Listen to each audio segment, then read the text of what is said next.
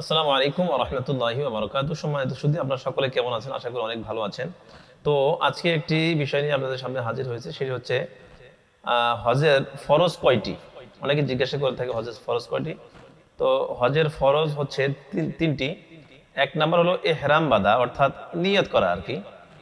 ক্বাবলাল মিকাত, মিকাতের আগ থেকে, মিকাতের বাহির থেকে নিয়ত করতে হবে, অর্থাৎ ইহরাম বাঁধতে হবে।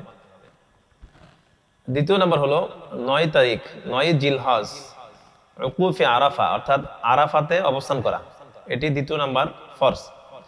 তৃতীয় নাম্বার ফরজ হচ্ছে ১০ জিলহজ, ১০ জিলহজের সুবে সাদেকের পর থেকে নিয়ে ১২ জিলহজের সন্ধ্যার আগে আগেই, মানে এই সময়টার ভিতরে তওয়াফ করতে হবে।